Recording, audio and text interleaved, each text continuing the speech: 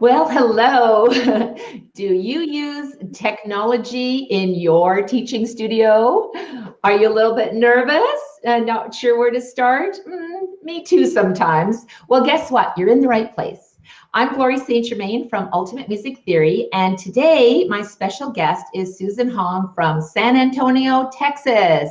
Hi, Susan. Hi, Glory. Please share where you are from in the chat box, or even if you're watching the replay, because we want to know where you're from. So go ahead and enter that in our little chat box today. So Susan and I are talking about 3 ways that you can effectively incorporate technology into your teaching studio. And be sure to join our Ultimate Music Theory group so you can become part of our community. You can ask questions, share ideas, and connect with our guests. So if you want to connect with Susan, come on in and join our Ultimate Music Theory group. Plus, I've got a special gift invite for you, and Susan's got a special coupon code for you today, and I'll be telling you about that in a few minutes. So Susan Hong is a successful piano teacher and owner of Stone Oak Piano Studio. She's currently completing the Ultimate Music Theory certification course, and she's also an artist. Wow, you are one very busy, talented teacher, Susan. I even wore my flowers today for Susan because she's also, I think you've got a green thumb as well. And that's my stress relief. Yeah, I need to come over and hang out in your garden. Before we started talking about technology in your studio, though, could you share a little bit, how did you get started with your music lessons? Well, it's kind of funny because thankfully my mom was a piano teacher.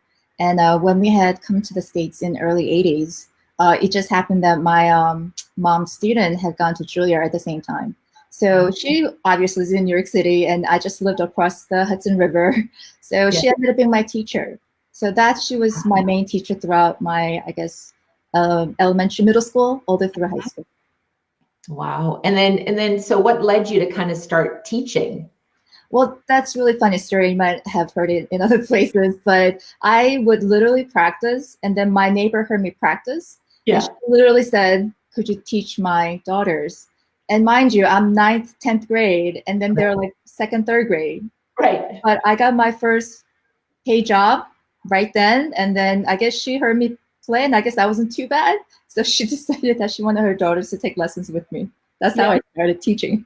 That's so funny. Now, it's a good thing that she didn't say, "Would you please stop playing the piano because we can wonder about that long time, So obviously you were really talented, and so she thought, oh, this would be good. And it's interesting that you started teaching at 15 and I started teaching at 16, and it was because there was no piano teachers in my area. I had to drive far to get to my piano teacher. So sometimes we're just kind of thrown in. It's maybe the best way, right? Is just I still have passion for teaching, and I love it to this day. I mean, it's just, I think we have one of those jobs that's so rewarding.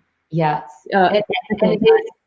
And we almost, once you kind of get your foot in the door, especially when you start, I think when you're young, it's your passion, and you just don't really, look at other things because you're having fun and you're playing your instrument and you get to share that. And I think as teachers, we're always evolving and we're learning new things and new ways of engaging our students. And how did you connect? Because we talked about your multi-talents, your everything from gardening to being a music teacher to being an artist. So how did you connect all these talents when you were designing your teaching aids? It's kind of funny because the way that the art started, some people may know me from, I guess, the Piano Mandala that it was kind of distributed a couple of years ago.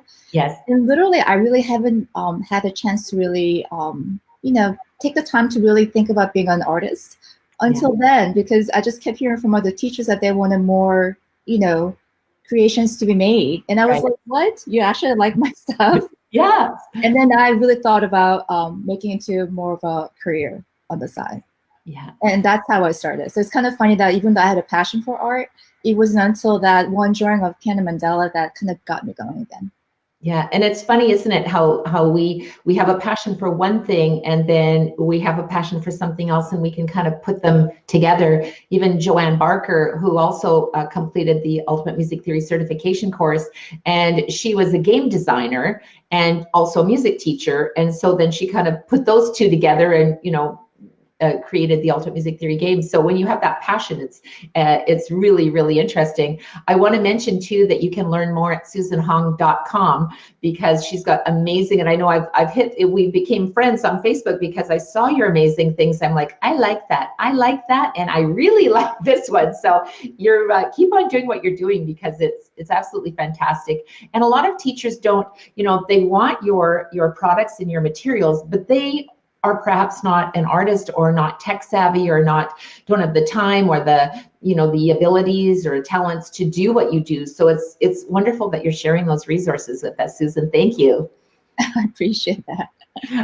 And I'm wondering now, if you're using technology in your studio, because that's kind of what we're talking about today, or if you're interested in using technology, I'm going to invite our teachers to just type yes in the chat box. So even if you're watching the replay, just go ahead and enter yes, because sometimes, and Susan and I were talking about this before we came on live, is that for someone like myself who's been teaching for way over 20 years, when I was a student, there was no technology in my studio, and for me as a student. And so sometimes when we start teaching, and I started teaching when I was 16, there was still no technology for me to use. So sometimes we get stuck in that rut that we always do the same old thing. So if you're interested in learning about technology and don't quite know where to start, just type yes in the chat box, because we got you covered.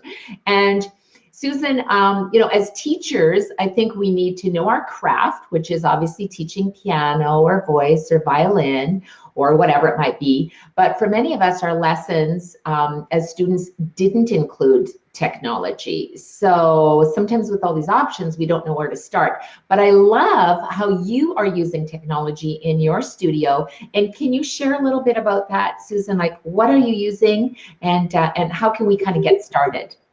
Yes. If you remember, I think in college, we had one of those, like the tape recorder, and I would bring it to my teacher, and then we would press, and then you try to listen to it, and you use too many times, and they kind of get garbled, and you're like, what was that she said?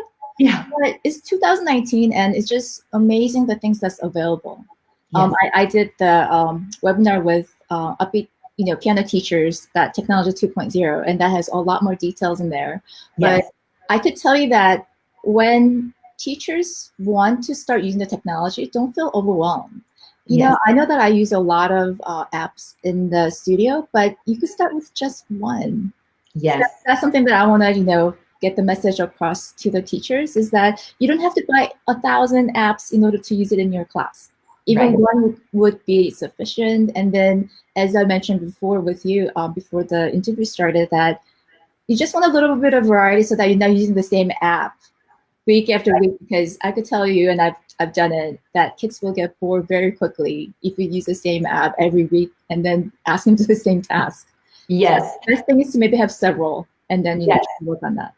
I think so too, because I know, and you mentioned Sarah Campbell, who's amazing and definitely the queen of technology. And one of the things that I've learned from Sarah too is just, how can you incorporate, and not to be afraid to enter into the world of technology. And when Sheila McKibben-Uren and I partnered with Brainscape, and we created over 7,000 flashcards, including audio. And I must admit, I played every single note that you hear in that app, which is crazy. And you can learn more about that at musictheoryapp.com. But I was thrilled that students could actually learn anywhere. So even if you're, and that's the beauty of having apps, if you've got your smartphone or whatever, because it actually correlates directly to, so you got your music theory book and you're in lesson 7 learning about chords. You can actually pop up your app and you can see it and tap it and see the answer and learn about, it's got the audio. I've turned it off because we're on the call. But just by self-study and learning and engaging in technology, we talked about that, and you really do need to do both. So Susan is going to give us the 3 ways that you can incorporate technology into your studio. So number 1 was, you're gonna use a technology as a supplement and not as a main teaching tool. And I love that. I love that, Susan, because I think probably when we first start, hearing, oh, do you use technology in your studio? You might think, well, oh my gosh, I have a piano, I have I have electronic piano, I have a grand piano. Like, what exactly do you mean by that? So I think you're right. It doesn't have to be like, oh, I just use technology, my students learn on the computer, but it is a supplement. So that's a great teaching tip. Don't be afraid to get started incorporating one app, whether it's the Ultimate Music Theory app or whether it's one of the other apps that you use just to get started. So that's a great tip. So tip number 2 is? Tip number 2 is, as I said before, you have to use a variety of apps so the students don't get bored. And you don't want to quit because you give me, one app over and over again.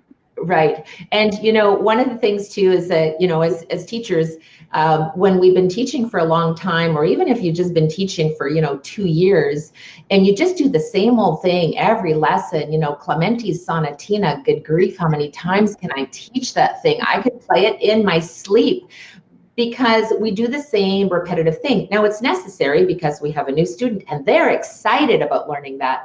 But I think if we use a variety of apps, as you said, Susan, and engage and do things differently in our studio, it keeps not only the students, prevents them from getting bored, but probably us as well, right?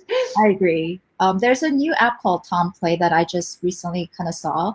And it actually has even concertos that you could play and you could have a background of orchestra. I just thought that was brilliant for students to use it as a music appreciation, as well as, you get to kind of sight read for yourself.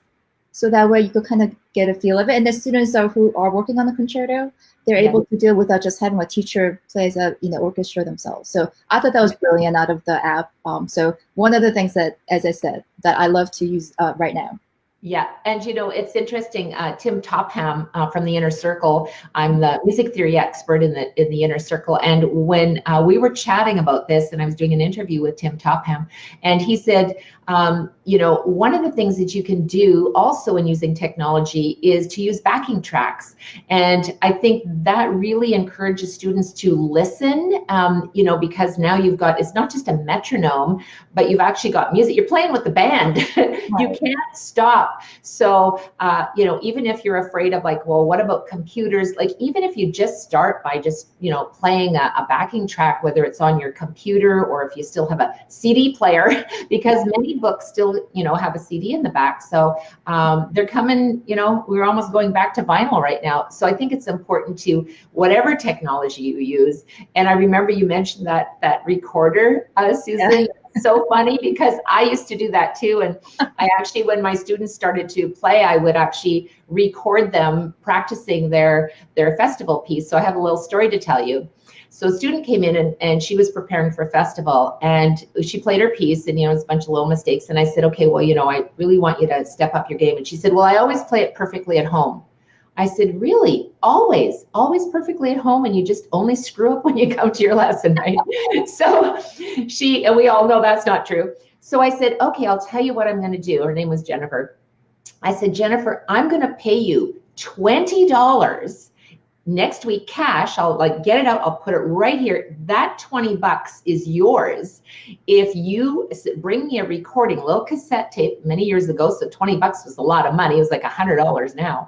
If you bring me a cassette tape and I'll play it of you playing that song perfectly at home, that should be no problem, right? Because you said you always play it perfectly at home. Yeah. So she kind of sheepishly agreed and we shook hands. And so the next week she came in with her little cassette tape and I said, oh, I can't wait to hear this perfect piece, because of course you played it perfectly all week. I said, but before we listen to the cassette tape, could you play your piece for me? Yeah. So of course she played it and in fact it was perfect. And I went, wow, that's amazing. I said, let's listen to the recording. So I put it in there and of course it was this beautiful piece. And I said, I'm so impressed. So I gave her $20 and she said, Miss Gloria, I have a little confession to make. And I said, okay. And she said, I have practiced that piece for hours and hours and hours and hours. And she said, and I just did that recording this morning. And I said, well, there you go. So, sometimes that technology, that little trick, it did cost me $20, but it was worth it because she actually won at festival that year. And it was kind of one of those. Oh, that's fantastic. Yeah, but it was fun. Technology. So Susan, what is number 3 then? We talked about the 3 tips. So what's the third thing we can do in bringing technology into our studio? Right. So for myself, I actually make a full list of what's in the app. And then anytime a student accomplishes that task, they get a check off. So whenever they check off, like, let's say, one level that has maybe 10 different tasks, Yes. they get a little side reward. It could be a little, Kit Kat or something, a pencil, but it kind of motivates them to, instead of just saying, okay, do this app every week or every other week, for them to see it visually, like they're actually hitting their goal, makes a huge difference in my studio. Yeah, I loved what you said about reaching their goal and checking it off, because in the certification course, we talk about, the visual, auditory, and kinesthetic learner. And, we're all motivated by something different, but there is something special about checking things off our to-do list. If you've got, a list of chores, if you want to call them that, you got to do this in the garden, and then you have to do the laundry, and you have to do this. And there's just something like, okay, done, done, done. So I think that is really motivating your students to say, okay, I did this and I did that in the app. And also for you to kind of keep track of what are your students doing and learning, right? Right. Yeah. Oh my goodness. What has really motivated you to start your musical journey and your business? Like, what was sort of the thing that said, I'm going to start sharing this with teachers? It's a little bit of a long story. I actually had started a student with the special needs, I guess about 7 years ago. Yes. And then I couldn't find anything, and back then, like I said 7 years ago, and then you could just imagine from then to now how much the online have exploded, right? Right. The resources. Yes. And then I had reached out to Joy Morin, who does Calling My Piano blog. And then I just asked her to help me to teach me how to use Microsoft Publisher, because that was the only way for myself to actually make something for my student. And then that's how it just got started as far as that. And being able to kind of have a little more, I guess, being able to use a publisher, to Adobe programs, and that kind of expanded, and finding a teacher who could teach me Adobe products. And then that's how I was able to start making worksheets and being able to share it with other teachers. Wow. So she has been, I've mentioned this in other, forums, that my student Talia has been truly inspiration that kind of got me started into this. So I'm very thankful and keep going with her at this moment. Wow. And I loved your story, Susan, because you said, I found a teacher who could teach me how to do this. Right. And I think we as teachers continuously work with other professionals in the industries. Myself, I have 3 coaches that I work with different aspects of my business because I want to continue learning. I remember when I had to learn PowerPoint, I went and found a teacher who could teach me how to do that. Now it seems like a million years ago. And I have since spoken to that teacher, and he said to me, oh God, Gloria, you know way more than I do, because, and that's actually a good, a compliment to the teacher, isn't it? When the student surpasses the teacher, I think it's something that's really, really fantastic. And I'm sure you've surpassed your teacher in that. I do want to mention that SusanHong.com, Susan has graciously given us a little present today. And she's giving us a $3 gift. It's towards any purchase. Can you tell us a little bit about that, Susan? Yeah, the reason that I had made it to $3 is that you can actually go to SusanHong.com, and there's an individual coloring page that's valued at $3. But you can use it with any other, if you want to purchase a book, you could take $3 off. But I thought they would just give them, instead of just giving them one product, that they could choose whatever they want. That's perfect. So the coupon code is? UMT 2019. Okay, UMT 2019, SusanHong.com. You can go purchase the $3 product, which of course then would be free, and you can check out all of her other materials and apply your coupon to everything. So thank you for that, Susan. No problem. One of the things that I was so excited to talk to Susan about is she is working through completing her Ultimate Music Theory certification course. I'm super proud of her. And I asked Susan, what were 3 of her biggest takeaways? So can you elaborate on, as you were going through the Ultimate Music Theory certification course, what was your 3 biggest takeaways, Susan? All right. Number 1, this is a big on every teacher that's teaching at the moment. Yes. You have to make time to learn. Yeah. I found out I have 52 students that I have to teach weekly basis. I have to also do, as you know, art on the side. Yes. Scheduling, festivals. I mean, if you keep thinking you're gonna get time, you're not gonna get time. You have to make time. And that's number one thing that I learned, that you just have to, even if it's 30 minutes a week, you could make your own pace, you have to make time. So that's number one. Yes, and I think it's almost like you have to block that as if you were teaching a student, you would make time for the student. But ironically, we often don't make time for our own professional development. And so I think you nailed it. It's like, put it on your calendar. When are you going to do it? Set a goal. What is the completion date when you want to finish your certification course, and then implement that and stay on task. Good. That's a good one. Number two. Number two is that you could always learn something new, you know, whether it could be the same concept and then, you know, you're just teaching it in a different way. So as I review and going through, I mean, of course there are theory that I already know, you know, as a teacher, but I just love your personality whenever I watch the sessions, and then the little hints that you give. I mean, it's just incredible how like something that's so simple could change the way students see on a daily basis. So I'm excited to share those things that we're going to talk about later.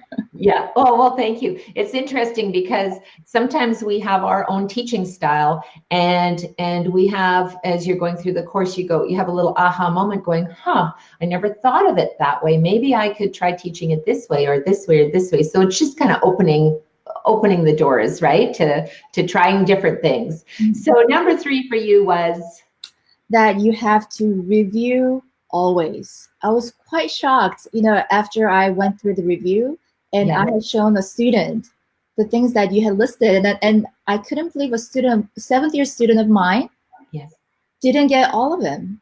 I was kind of shocked. So for myself as well, just reviewing, you know, just on the you know, topics that we have, I was like, oh, I can't believe I forgot about that. And it just made me think about, okay, I need to do the review as much as my students. So that's number three. Yeah. And so now that you've kind of worked through this certification course, can you share with us maybe what you're implementing into your studio right now? I love to share that because it has truly changed the way I teach a lot of things now. So I call it ice cream scoop. And ice cream scoop is the way you use your rhythm. So you make one ice cream scoop for each beat that you know, are studying. And then I started to do this with my students, and I used to kind of, okay, well, this is one, this is two. You connect it for half notes, etc. And then now I'm asking my students to do it themselves, and it's just kind of opened my eyes to keeping the rhythm correct. And that's literally, we talked about this before. 100% of my students can improve their rhythm. 100. I'm not even saying 99% because it's every single student that struggles with rhythm. And this just makes it something visual, and then makes it easier for them. So I'm very excited that I'm implementing this. Yeah, and you know, one of the things, I love how you called it the ice cream scoop. Sheila McKibben-Uren and I, and of course, you know, she's a co-author on the supplemental series with me, and started off as an editor with me in writing the Ultimate Music Theory Rudiments workbooks. And when we first started writing together, and we didn't know, should we call it a slur? No, we can't call it a slur. What should we call it? So anyway, Sheila came up one day and she said, let's call it a scoop. And I went, that's it, let's call it a scoop. So now I think I might have to steal your idea, Susan, because I love the ice cream scoop, and just how you described it about you scoop out your ice cream, and it is such a visual aid for students, and it really is the ultimate music theory rhythm and rest. When you're teaching that concept, it will really open your eyes to how can you teach this rhythm effectively, because it is, I think, bar none, the most complicated concept to teach is rhythm. So using, you know, and of course, we could go on and talk about the whole system of how we introduce that, but we do have a webinar coming up, and I'll be sharing more about that with you in a little bit. But I do want to go on after your ice cream scoop, Susan. What is the next little thing you have going on? I mean, I literally cracked up at the session that you're giving, but it's called the karate chop, and I love this because you literally have the students use their body to visualize the interval. And when it's minor, they just bring their hand to the left. So that way they're making it to minor. And this is something that kids just, I have a lot of group classes, and it's just the funniest thing to see the kids go chop, karate chop, and to the left for minor. So I've been enjoying it, and it's been kind of a lot of fun for a lot of students that, learning for the first time. Yes, I think one of the reasons that we actually introduced the karate chop was that, and I'll be talking more about it in the webinar, but when you think about an interval, say, let's just go F to A, and so treble clef, so you have space note to space note, and whether you make the F a sharp, or you make the F a flat, or it stays a natural, or the A becomes a sharp or a double sharp, like it still is a third. And so for students, it doesn't move. Sometimes it's complicated for them. They just see a flat and they think, well, it must be smaller. But if the flat is on the F, obviously it becomes larger, but it doesn't move out of the space. So by doing the karate chop method, they kind of get to feel it and internalize it and see it on the keyboard. So, and it's fun, right? I had one of the exam proctors, this is a couple of years ago, and she's a friend of mine. So she was sitting and doing the proctoring the RCM exams. And she said to me the next day, she said, so Glory, she said, I was sitting and, watching, students doing their exams. And she said, and all of a sudden I saw these students and they're all doing this. And she said, I knew right away they must have done the ultimate music theory method because they were all doing like karate chopping. It was really funny.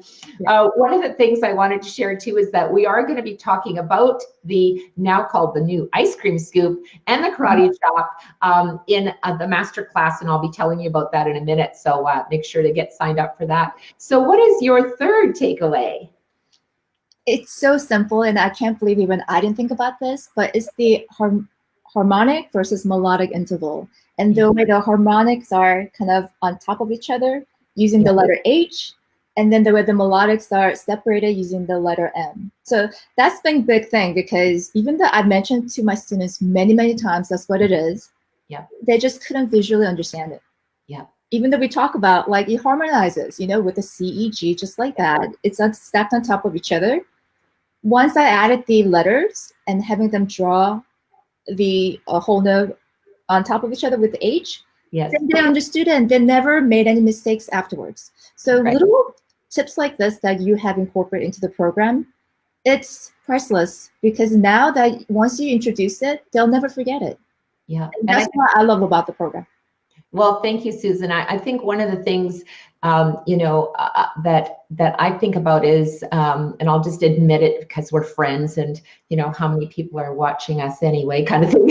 But I, will honestly say, as a student of music theory, I was not the brightest light bulb in the package, so to speak.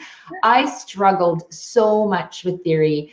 I can't really blame my teacher, but she didn't do a very good job of teaching me. And so I didn't do very well. And in fact, I didn't even like theory. I know it's a shock because now I'm an author of like 50 plus books. But one of the things that I struggled with was just learning these concepts and how to remember them. And, I remember one day when I was with my teacher and I played something, and then there was the dreaded silence, when like your teacher's going to yell at you about something. And there was just this silence. And I thought, uh-oh, now what did I do? And she said to me, Glory, she said, someday you're going to be a great teacher. She said, not just good, you're going to be great. And I said, okay, thank you. I was waiting for the but. And she said, and I said, why is that? And she said, because you take concepts and break them down and make them simple. And she said, and that is the making of a great teacher, when you can teach students of all learning styles, visual, auditory, and kinesthetic, and give them the tools that they can learn effectively, and break it down and make it as simple as possible, but not simpler. And so when I was writing, I thought too, I don't want people to be confused, because I was as a student, and it's really what put me on the path. You know, we're problem solvers, you and I. You were solving problems of teachers that weren't be able to create the things that you're making for them, that now they can go, oh yeah, like $8 done. You know, like I can use that right now in my studio. So I think that we really, it's great to be able to share some things that were a struggle for us, and obviously were a struggle for other people. So I think it's really fun to do that. You know, and in connecting with other teachers, what do you think maybe is like one thing missing from teaching that would help teachers? I think one thing, like, technique wise, I think we had discussed this, Yeah. is that I've kind of started using Piano Safari, I guess about 4 years ago. Mhm. And then there's a lot of things about teaching rote. I think that's one technique that not many teachers have explored in the past, because I certainly didn't. I think with a lot of visual learning. Sorry to interrupt you. Can you just explain just like the concept of rote? Like, what do you mean by that? Right. Concept of rote is when you actually show your students visually where their notes are, Mhm. and then have them play it without having to see the page at all. So Yes. you don't show them the actual page that notes are written. So, like, for instance, maybe very primer beginning students, you would use 3 block keys. Yes. Doing it together, blocked, or separated, and then still being able to create music that's beautifully pleasing to the ear and musicality wise, because they understand when they hear you, and then when it's loud versus soft, without telling them it's a forte or piano, they'll understand that just by hearing it. So Right. now it's kind of I guess more mainstream. I just started with a Blitz company, Samantha Coates. And then that's been going really well in our studio. And of course, Piano Safari, I've been doing that for quite a while. So I think that's something that maybe teachers need to kind of explore a little bit, and kind of see whether that's something that they could incorporate into the studio, because it's wonderful to see like, student that's only been taking for 3 months be able to create music and then feeling good about themselves, instead of playing C, D, E for the first 3 months. Yeah. I think that's something that you and I could kind of discuss, even later, that it's helpful to the teachers. Absolutely. I think that's a great idea, Susan. And, yesterday, or I guess whenever it was, a couple of days ago, I was doing a Facebook Live talk on being proactive or reactive teaching. And so I'm leading into this, because what do you do if a student comes into your class and doesn't have their books? Do you go, what? You show up with no books, now what? Or do you say, oh, no books, perfect. We're going to learn how to play the piano by rote today, and make it so engaging that, that they're actually learning something different, and then perhaps go and analyze the music, and I think it's good to learn in different ways, right? Because if you're always doing the same thing, it's not. It's for myself, I'm very visual. So I like the fact that I could see something and then be able to play. But but for some students, they just have a very difficult time. And then I think you have a lot of students that quit for the first maybe 6 months, because for them, they're not forte at visual, they're more auditory. So it just gives them an opportunity to learn it in different style. And and like I said, it's been just wonderful for my students to be able to play something that sounds much harder than it is. Much easier, but it sounds very hard. Yes, and I think it's fun too to not only have teaching by rote, but also to then engage in an activity, and whether you're coloring with books. And what's interesting too is, because you have a lot of those products, that it's not just for little kids. I find too that sometimes when I have a teenager come in, it is just because I love to color too. I think it is just joyous for them to be able to do different activities. So maybe you hear something, and then maybe you tie it in together with one of your themed, coloring books, or like maybe tell us what's coming next for you and your creations.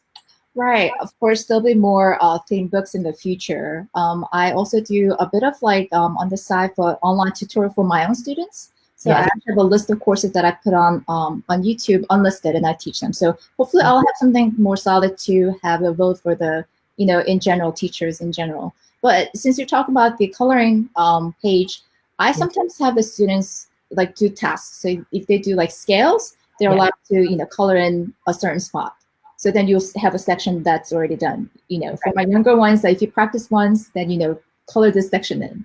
And then sometimes it's about listening, having music appreciation, and have them color what they feel. So it'd be kind of interesting when you have a somber one, kids would just color all the color of blue. So there's always that dynamic of being able to use visual as well as, with the music appreciation. So it doesn't always have to be just about fun, but, also using it as a tool for the students to be able to use both art and piano together. That's fantastic. I love the idea of even engaging them not only in the coloring, which is it's a fun activity to do, but as a listening activity. So maybe choose a color that you think fits this dynamic if you're playing for them. So that just, it opens up the whole box. So many possibilities. Yes. Yeah. I think that's fantastic. Well, if you want to learn more about all of Susan's amazing products, you can go to susanhong.com. Remember to use the coupon code UMT 2019. It's a $3 coupon, so you can use it for one product, or you can buy a bunch of things and apply it to that. If you want to discover more about teaching techniques, I mentioned I have a special invite for you, and that is our Learn the 5 Most Powerful Teaching Techniques Masterclass webinar. Just enter the word learn in the chat box and we'll make sure to get you the link directly. You can get registered right now. I don't want you to miss it. So you'll learn the 5 most powerful teaching techniques. You're going to learn how to influence students to guarantee successful learning, a proven system with the ultimate teaching formula. And in this one, this is a big masterclass, so I'm also giving you a professional development certificate upon completion, plus a free ebook, my little present to you. So I want to say thank you to Susan Hong. She's not only an amazing teacher, but a really creative and fun gardener, should I say? And I love I'm a little bit jealous, Susan, because I live in Winnipeg, Manitoba, known as Winterpeg. And you're posting all these beautiful flowers from your garden. I'm out, looking at the snow, shoveling, thinking, should we make a snowman today or not? I'm glad. So, but keep on posting those because we really do enjoy them. So thank you for sharing, Susan. And of course, your encouraging words about using technology in your studio. So check out susanhong.com. You can get all of her amazing creations and make sure to get registered for the masterclass. And I will see you then. So thanks again, Susan. I hope you enjoyed learning and incorporating this into your studio. Have a great day, Susan. Thank you. Everyone. Bye.